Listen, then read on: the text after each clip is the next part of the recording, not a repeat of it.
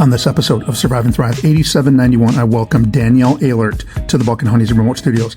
Danielle shares her powerful journey of growing up between Wisconsin and the Southwest, navigating family loss, addiction, and heartbreak, and ultimately choosing sobriety in 2019.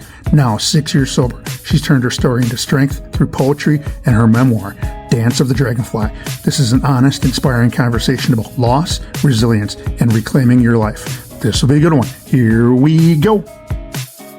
Good morning, good afternoon, good evening. What is up wherever you are or whatever you are doing? I hope you're having a great day. Welcome to another episode of Survive and Thrive 8791. I'm your host, Coach Decora. We are in the Buck and Honey's remote studios on the east side of our great capital city of Madison, Wisconsin. You can listen to the podcast on Spotify, Apple Podcast, iHeartRadio, and YouTube at Survive and Thrive 8791. You can follow the podcast and get access to previous episodes on Facebook at Survive and Thrive 8791. The podcast. Don't forget to hit that follow or subscribe button wherever you listen to the show. Leave me a comment if you like what you heard. If there's a topic or a guest who would love to share their story, email me at tdecora@gmail.com. Glad you could join us. Our mission is to share stories and conversations that make you cry, laugh, and think, stimulating emotions, creating laughter, and inspiring the mind. A new episode will air on Monday and Thursday morning featuring a wide range of guests. The podcast will touch on many subjects such as, but not limited to, grief, loss of a loved one, recovery, professional setback, mental illness, success despite challenges, etc. Our guests will share how they learn to survive and thrive. Before I introduce our guest, I'd like to highlight our website, surviveandthrive8791.com. You can see what we are doing and the events we are hosting. If you're a business or an advocate for mental health and recovery, we invite you to partner with us through sponsorship opportunities. Please contact us at surviveandthrive8791@gmail.com. This is our guest in episode intro, and according to the internet, and the internet is always right, correct, Danielle? Oh, absolutely. Oh, absolutely. Well, in my house, I don't need the internet. I don't need Alexa. I don't need Siri. I don't need any of that. I got my wife, Sarah, and she's always right. I get it. Me too. Same thing in your house, too? Same thing. Yes. According to an AI, artificial intelligence overview, it's hard to pinpoint an exact number for sober women in the U.S., but statistics show many people achieve long-term recovery with success rates varying by treatment type. Though women often face higher relapse risks due to intense cravings, highlighting the need for strong support, with studies showing around 30 to 50% of people in treatment achieving long-term sobriety and many more reducing use or staying sober for months to years. Our guest has done just that, and she's going to give us that number in a little bit. Today, I welcome Danielle Ehlert, author Danielle Ehlert, of Dance of the Dragonfly, to the Buck and Honey's remote studios. Danielle grew up in Richland Center, but also ping-ponged back and forth between Nevada and Arizona, and attended Richland Center High School. After high school, Danielle would take her talents to Las Vegas, where she would start her professional career doing a wide range of work. Today, I'm so glad you could join us, Danielle Ehlert. What is up? Hi, Tim. Thanks for having me here today. Yeah, this is good. I mean, we crossed paths at the Survive and Thrive 8791 Mental Health and Recovery Conference, yes, of which you attended. And then we followed that up with some coffee a couple of weeks ago, and I heard your story, and then also dove into about the first half of your book. And it was at times a tough read, but I think knowing some of the things that you're going to talk about today, I think we need to bring awareness, because there might be somebody who is dealing with some anxiety, depression, wants to get sober, or has some other extenuating circumstances going on in their life that somebody might need to know that this stuff goes on, and you're going to bring some awareness to it. Let's get started here. What about all that snow? Did you guys get a lot of snow over in Arena? I think we had 8 inches, roughly. 8 inches. It was enough. Yeah. We had 11.7 here, and you're a little west of the city, Arena's Yep. Arena's probably, what is that, about 45 minutes from Madison? It's about a half hour from the west side. Yeah. Okay. Are you looking forward to the holidays? Yes, I am. It's going to be a quiet holiday, though, this year. My stepson and his family have other commitments, and so it'll be our two boys only.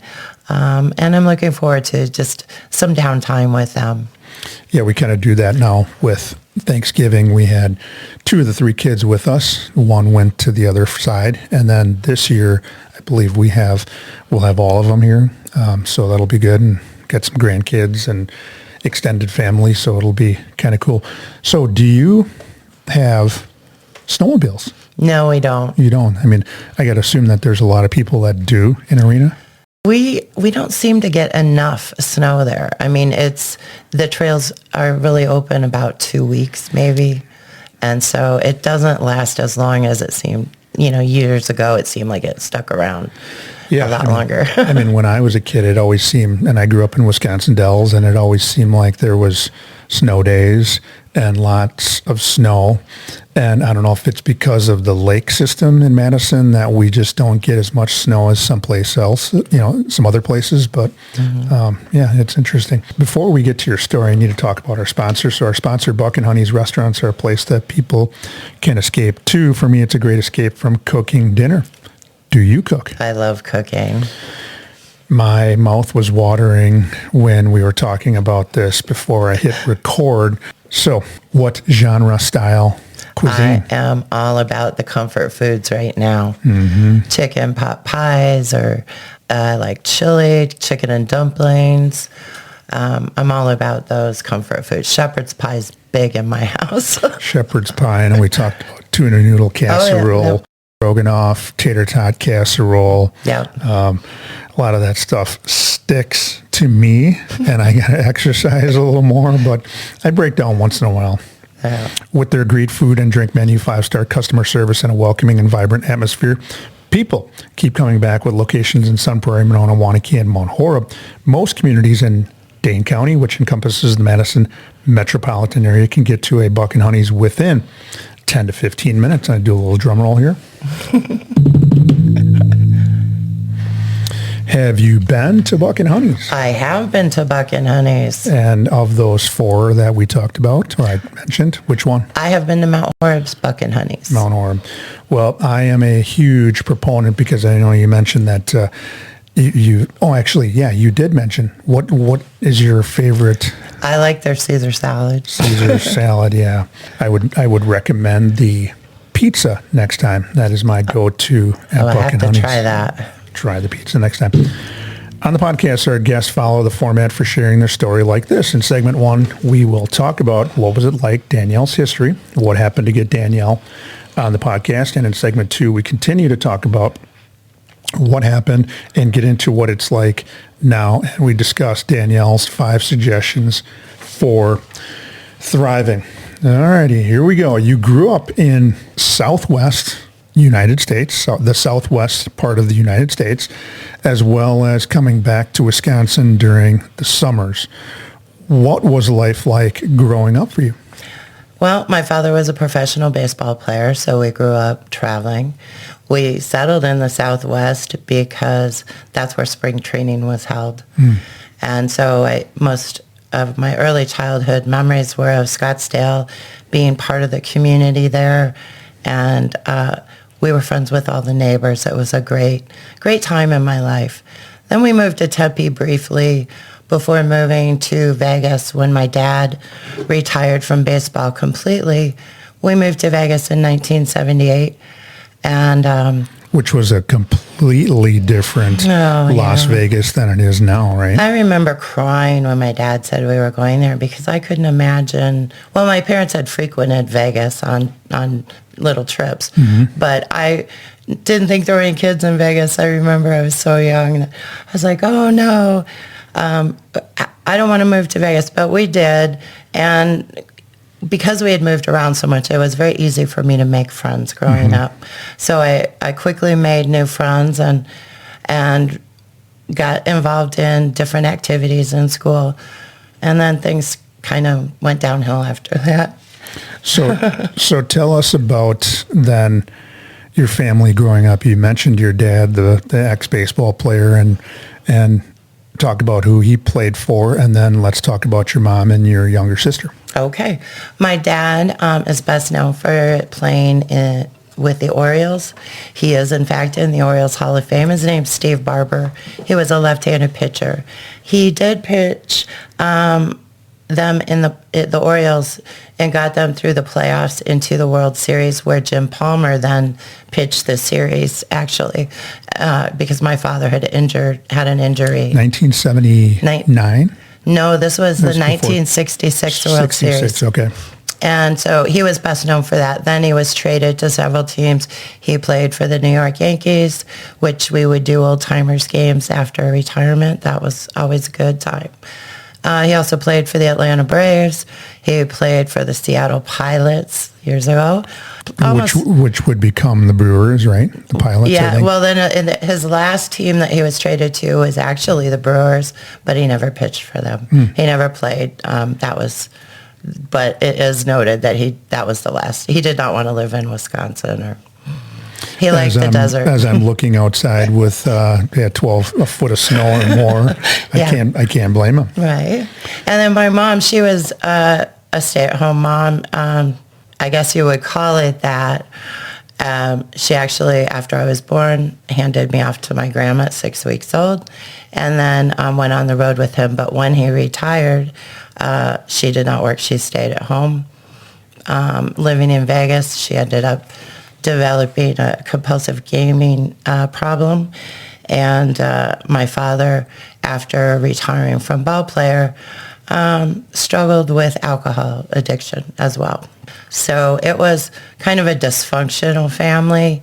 And after about 5 or 6 years of Vegas, at age 14, right after my birthday, I bought a plane ticket and moved to Wisconsin and went to high school out here. And that's how that evolved. But I would go back to Vegas during the summer. Then it was actually reversed. Yeah, I was going to say reversed. Yeah, it was a reverse situation after high school, and try to make things work with my parents. But it was not meant to be.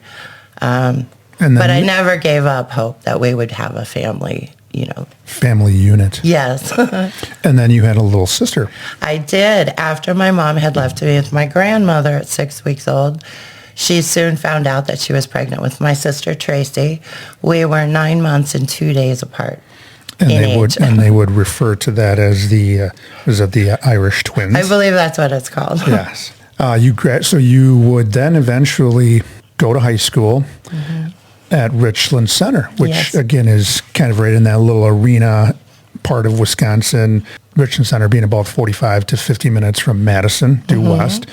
What were some of your favorite memories in high school? I know you already alluded to that you bought yourself a plane ticket and flew back to live with Grandma. And you were kind of living with her and doing some living on your own, which, again, at that particular age sounds great, but then maybe has its flip side to it. Absolutely. So talk about some of your favorite memories from high school. Well, high school started out, the first day of school, I was in a biology class. I was placed with juniors and seniors as a freshman because of the text that I was familiar with and had been using in Las Vegas. So I was placed in this biology course, and as luck would have it, Mr. Curnow was our biology teacher, and he had taught my mom and aunt. Oh. And so he said, "Was your mom the one that married the ball player?" And I said yes. And so then everybody in school knew that The cat's out of the bag. Oh, yeah. So once they got over the initial, here, she thinks she's some big shot. And I made lots of friends and was invited to lots of parties as a result. And back then, when I was in high school, the drinking age was 18, and it has just shortly changed over. So coming out from Vegas with hair and makeup and all that, I looked older and I was invited to parties because I could carry out. I would never get carded.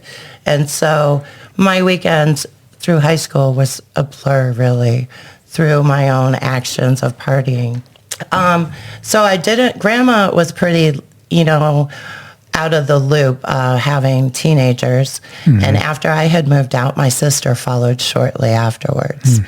So here she had both of us to contend with.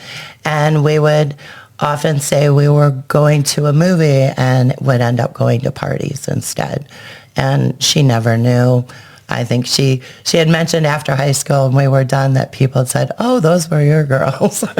So we were left to our own devices, which probably just helped me become a problem drinker later because I drank all through high school.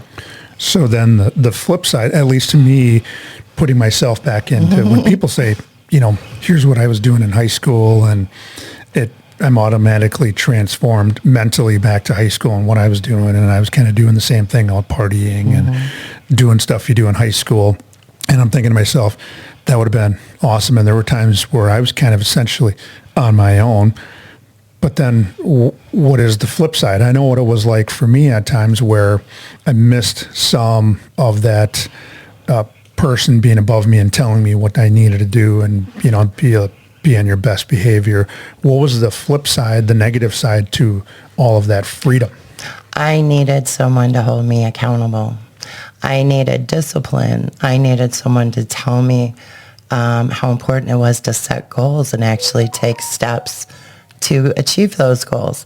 None of that was ever taught to me. It's kind of left on my own to figure things out. And we kind of do, and unfortunately, what might seem right to us as we look back on it, I should have probably did a little more of this and a little less of this, and things would have worked out. But eventually, we kind of figured it out after high school, and you would be done at about semester of your senior year.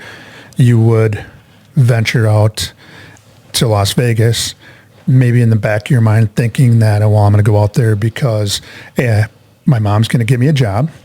And then B, maybe there's that hope that we can patch things up with my parents.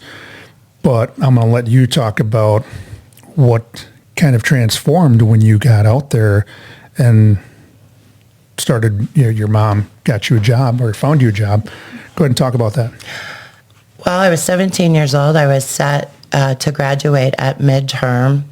I had all my credits except for a quarter credit of Phi-Ed. And I had a virus that impacted my breathing, so I was excused. But the coach decided that he wanted me to continue an extra 9 weeks to earn the quarter credit. And I was so upset. I walked down to the library where they were giving the GED tests. I took all 5 tests that day. I passed within the 90 percentile or above. And I walked in the next day to my counselor's office and threw my GED test results on her desk and said, "I'm quitting high school. I'm going back to Vegas. I'm out. I'm out. I'm sorry, I'm done." But at 17, I was very impressionable. I really wanted a relationship with my parents to work, although it was unlikely. But I still never gave up hope in that. And as a young 17-year-old, I thought I was going to make good money and, have all the nice life. And so I just thought, well, we're going to do this. And looking back, probably not the best idea. However, it really did not hold me back in any way. I was never career-oriented, never had goals, really didn't know what I wanted to be. All I knew is I wanted a family that could love me the way I needed to be loved. You would start working at It was a nightclub. Nightclub, yes. But it was also a businessman's lunches. Like they would serve lunches, but in the evening it was dancing and all that kind of stuff.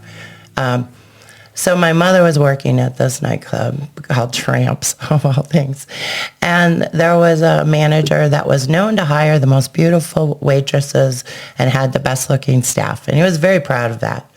And we hosted big shots from all over Vegas, from big businesses like janitorial services for the hotels to car dash covers to, just all different types. So it was a very popular spot. It was brand new, and I got in on the ground floor. And I had heard rumors that the manager might be running girls out of the club. But at 17, I didn't really understand what that meant, or, what it actually was happening. And then one day, my mom pulled me into the office, and she had explained to me that one of the big shots wanted me to go with him to pick out a Porsche color. And I thought, well, that'd be awesome. I've never been in a Porsche. And I got very excited. I thought, well, that'd be cool. So as luck would have it, we went to the Porsche dealer, and I could tell that he liked a certain color. It's like a pewter, whatever. And I said, oh, well, that's a lovely color. I love that. We picked out the color. I think I was just agreeing with everything he said, because my mother had made it very clear to keep him happy, whatever that meant. So, of course, I was very agreeable. Anyway, upon leaving the dealership, he invited me to dinner. We were going to stop at a hotel for dinner. He wanted to make a stop at his room, and then things happened. I was put in situations that I wasn't prepared for, wasn't sure how to react, knew I didn't want to upset him or my mother, So I was put in situations that weren't in my best interest. And it happened again when she set me up with another gentleman, wanted to test drive a boat on Lake Mead, a houseboat for his business. I thought, okay, the first guy was a fluke. Second guy, as we arrived at Lake Mead, there was a huge houseboat with all the bells and whistles. There was a captain and lunch on board. And the captain went up on the third floor, and while the gentleman took me downstairs to show me the boat, which once downstairs, it became quite apparent what he wanted. And as someone who grew up in Vegas, there was always jokes that the mob used to dump bodies in Lake Mead. And so while this was happening, we were the only 3 people on this massive boat. I wanted to go home and make it back to shore. So once again, my dignity was compromised. But my mother was instrumental in organizing that. We talked about this at the beginning before I hit record, and wondering what we were going to talk about, and you generalized it, and I understand what was going on, and I think you did a good job of explaining it.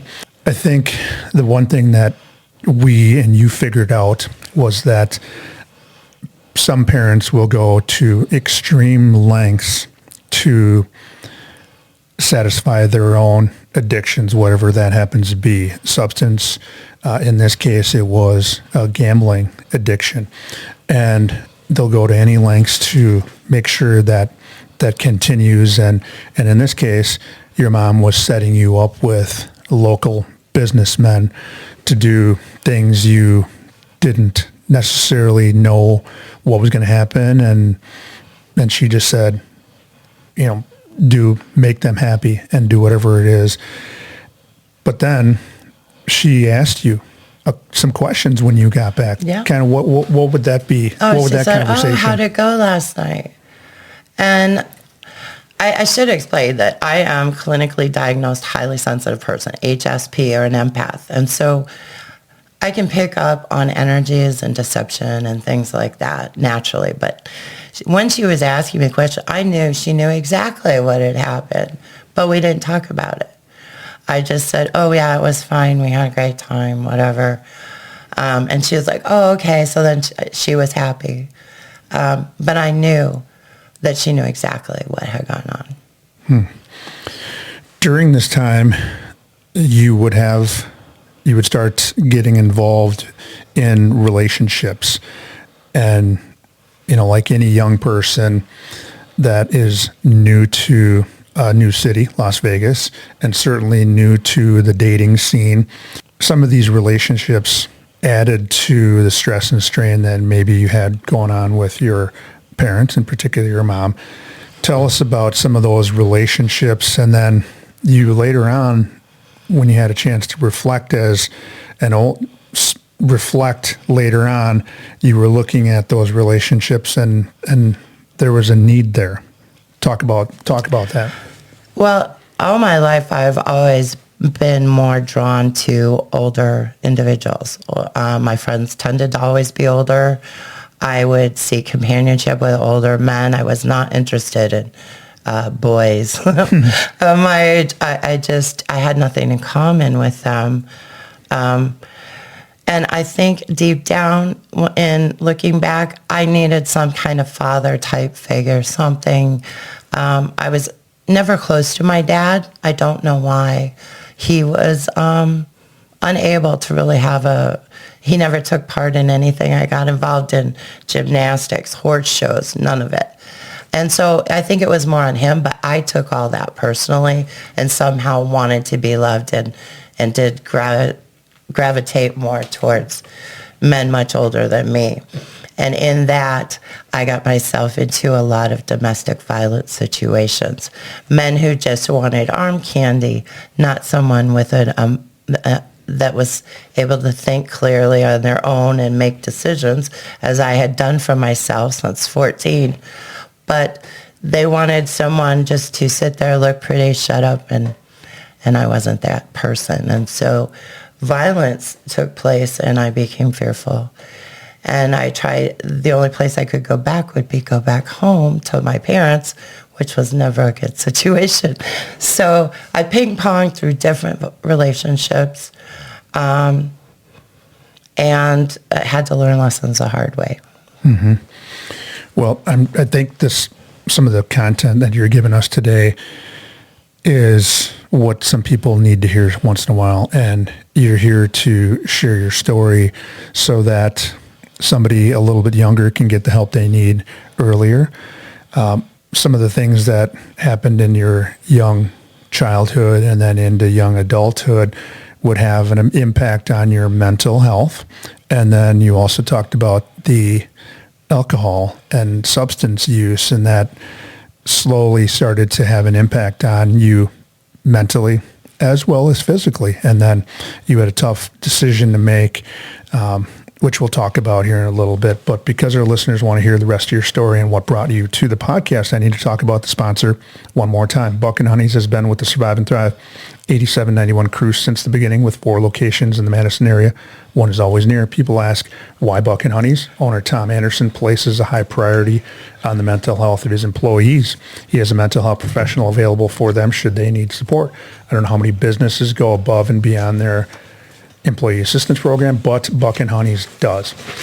Danielle Ehlert is in the Buck and Honey's remote studios to share her story. A tough childhood and young adulthood would lead to substance abuse that caused health issues mentally and physically later in Ehlert's life.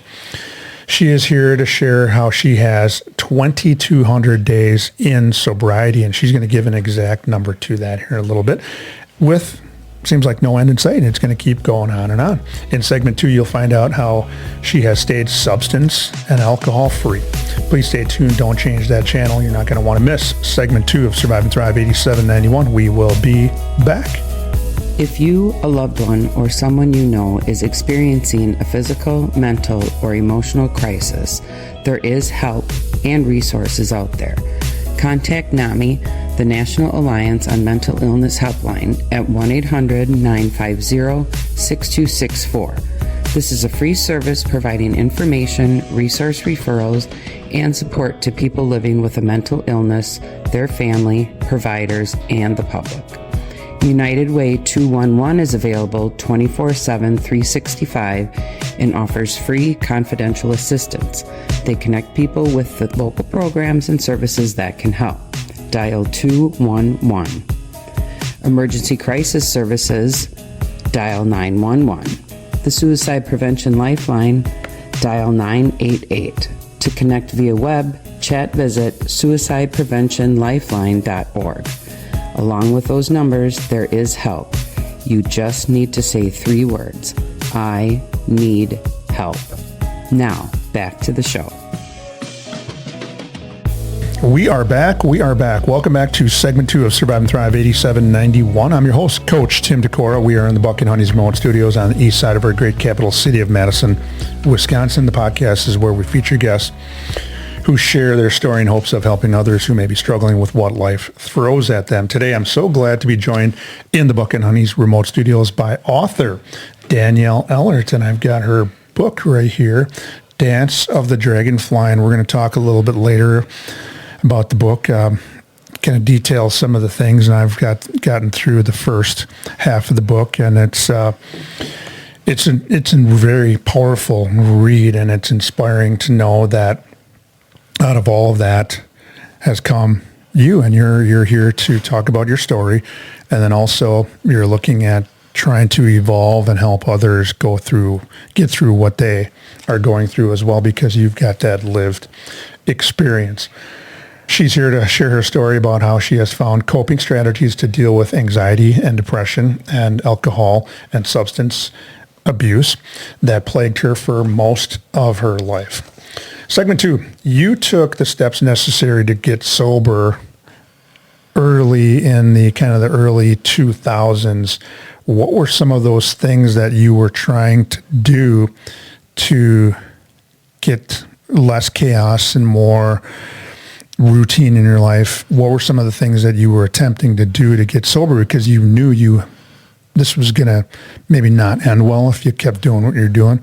What were some of the things you were doing? Well, I was struggling with many health issues. I had a mass in my liver. I had nodules throughout my lungs as a longtime smoker. I had developed pancreatitis twice, and the last time that I had it, they advised me to bring my children in to say my goodbyes. I was in such pain. I was broken after the loss of my family, and I knew I had to make some changes. Life was hard. I had my children, and that was all I ever wanted. But right after my son was born, I had developed postpartum depression, of all things, and started on antidepressants again in my life, and had continued those for most of my life, but still struggled with the depression. And I thought maybe I would go to school. I tried to get a real estate degree, but then found out I was pregnant again with my son, Jake.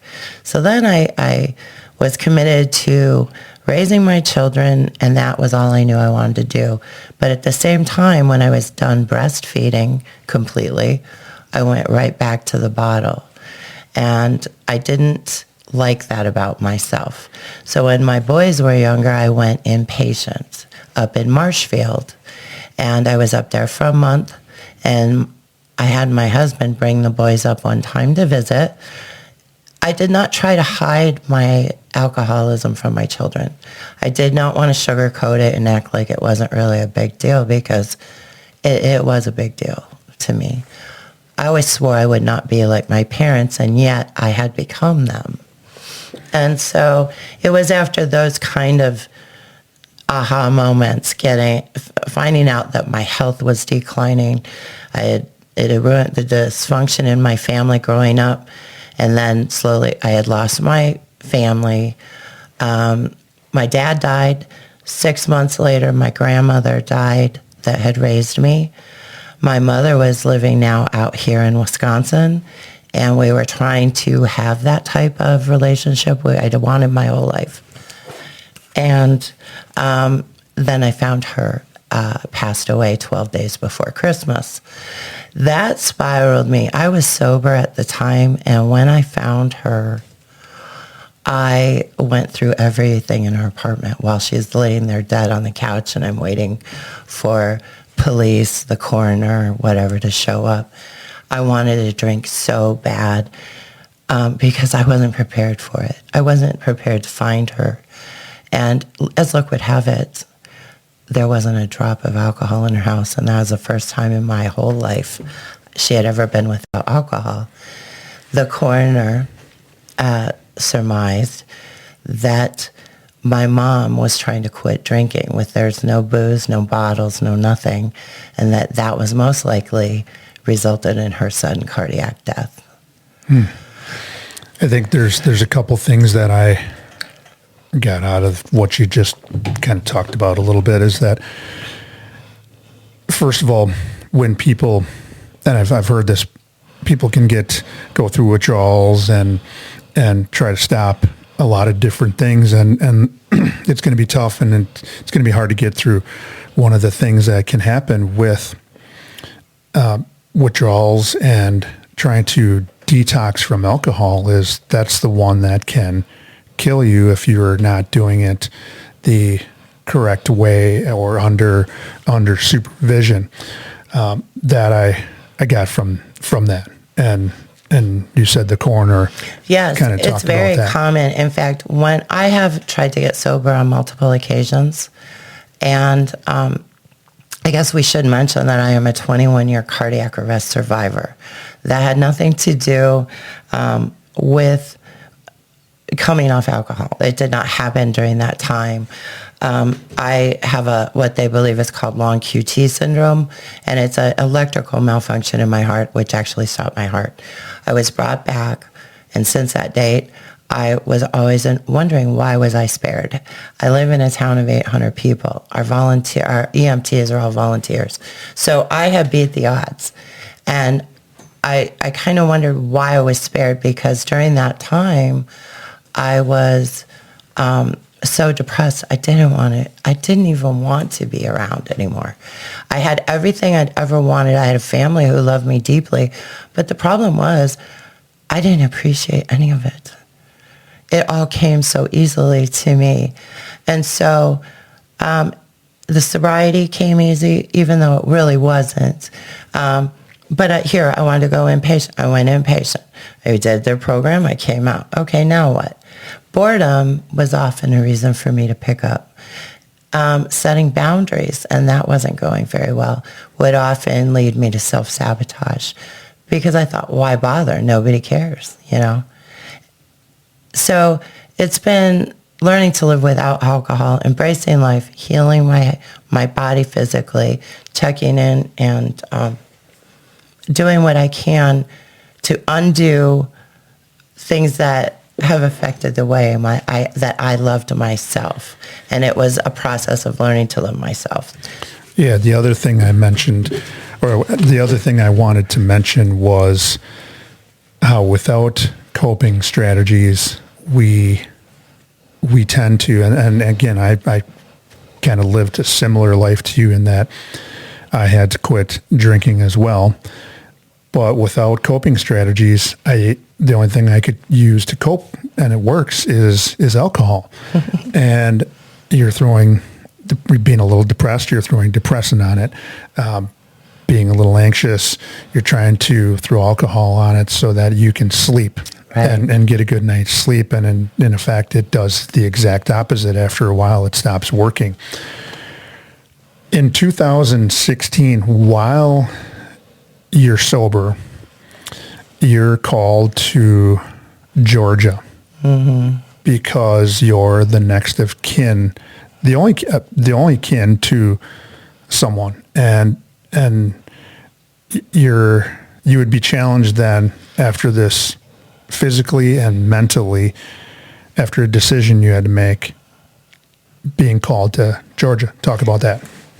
I was called to Georgia because my sister, Tracy, her organs had begun shutting down from her alcohol abuse. Everybody else was gone, and so it fell to me. I called my friend in Mississippi. I met him down there, and he drove me up to Georgia because I didn't want to have to go through all the rental cars and find a place to stay when he had offered, to help me out. So we went there. When I arrived at the hospital, I didn't know what I expected to see, but it wasn't good. And I don't think she even knew I was there. She was incoherent. She had been tied down to the bed. There were bags of fluids everywhere. It was an awful situation. And her boyfriend, du jour, that's what I called him. I really can't even remember his name. He said, well, I promise I'll never let her drink when she comes home. And I said, honey, I I wish that was the case, but she's not. She's not coming home. She doesn't get any more chances. She's never going to get better. And when I said that, it's like, oh my God, this is for real. So I signed the paperwork, and the nurses told me they would take her off in the morning, early morning, that like 4 or 5 or something, and that we should just go. Take her off life support. Yep. They would take her off the life support, and I could be there or not, but when I saw, she did not know who I was. There was no recognition. There was no. So I left, and the next morning I got the phone call around 5 o'clock in the morning that she had passed immediately. So that was a huge kick in the gut. I mean, I did everything I was supposed to because it had to be done. She was not going to improve. But I was mindful that she had twin teenage sons in South Carolina that would grow up never getting to know her the way I did.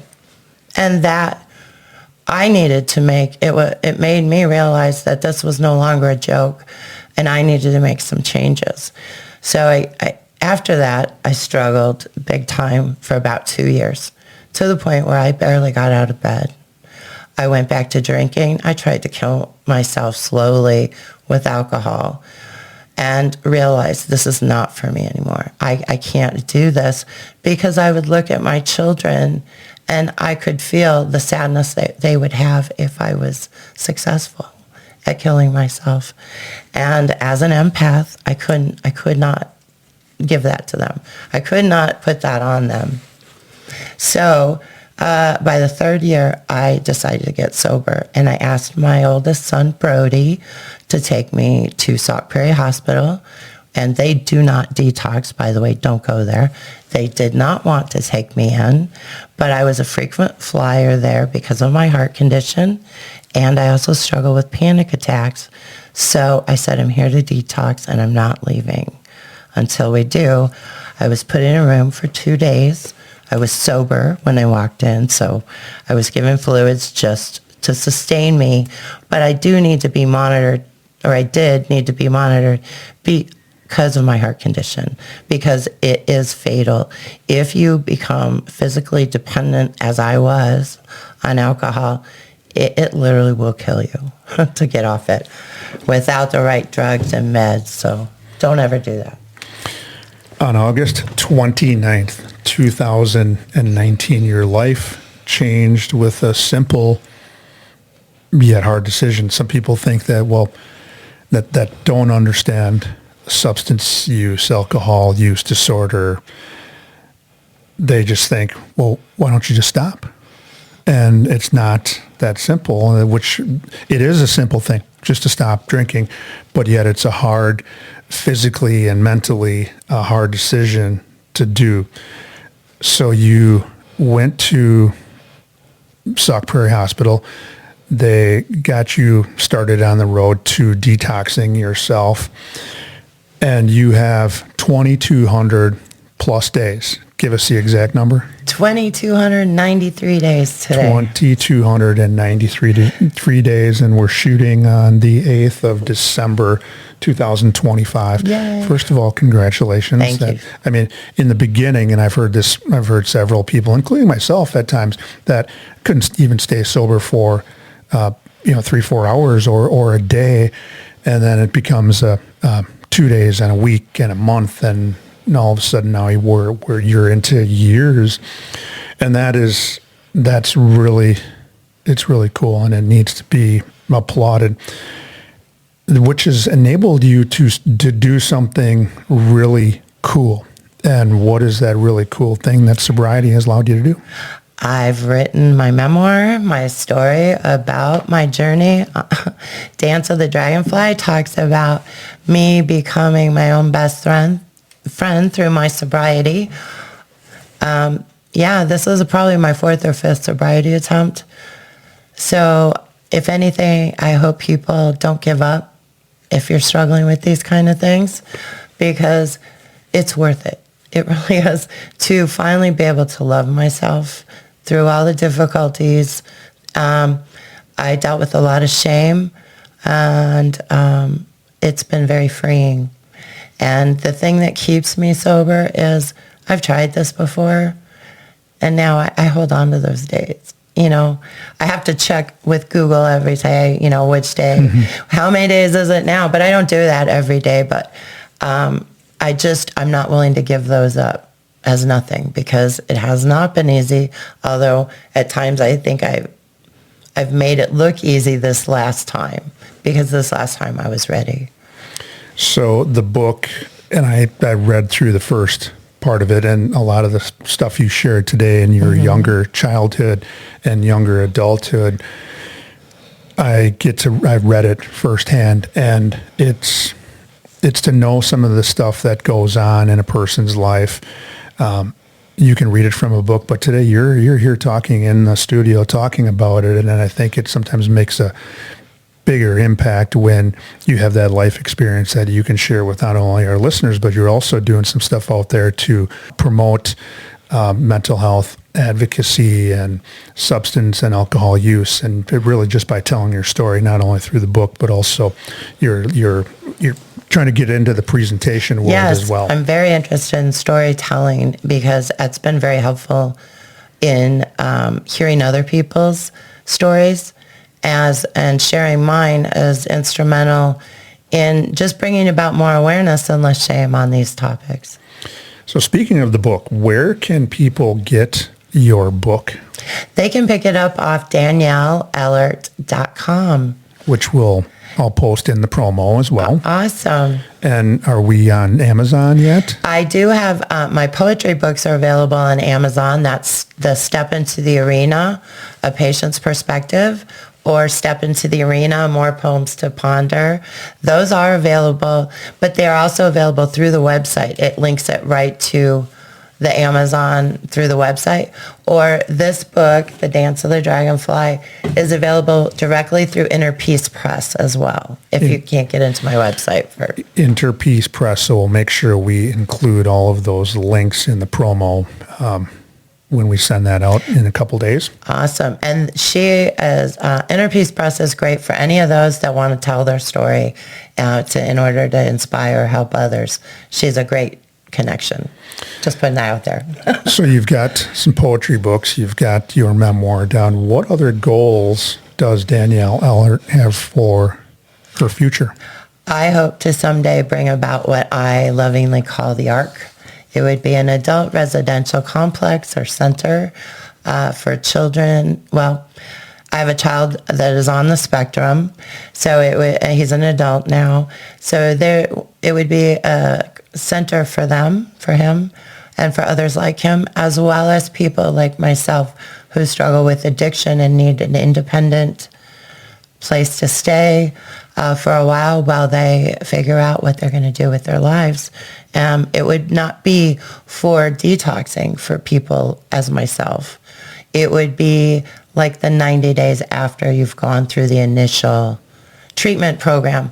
Because I found that, here's why I would include them in the ARC, is because when I came out of recovery and I returned home to my family, I felt like I was constantly being monitored, which I probably was to some degree and deserved that, you know.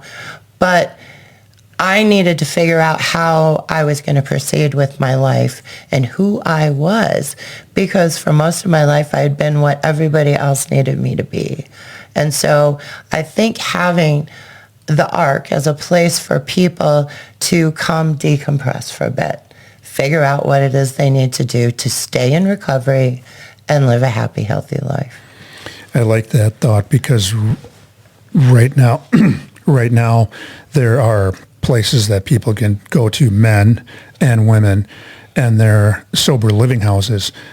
But to my knowledge, kids can't come there and live with a parent, but this might be something a bit different and much needed, where a parent can go and or a person can go and stay, and then maybe possibly bring their children to kind of bridge that gap before you can maybe go back to their original home life. Yeah. Right.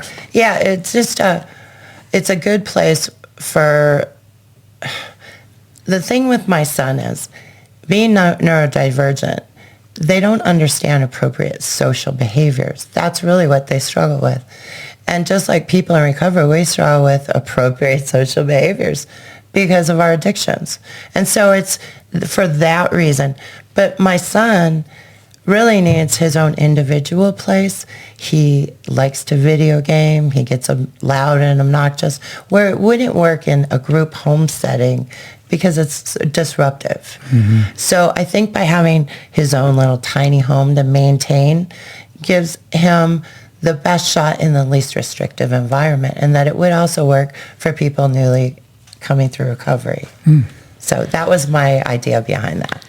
I would love to see this and where it lands you and how it's going to help people in the next 5 to 10 years. And hearing this and your ideas, I think, are tremendous and amazing work. And I hope you continue on that path. I really do.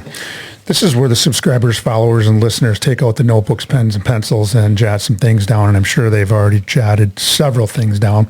Here are Danielle Ehlert's 5 suggestions that have allowed her to survive and thrive a life of hard knocks. Here's what you shared, and I'm going to toss these in underhand softball style, and I'm going to have you hit these in about 60 seconds or less, each of them, and I'll prompt you. Can you hit a softball? Pardon me? Can you hit a softball? Oh, absolutely. Oh, absolutely. I love it. I love it. Okay.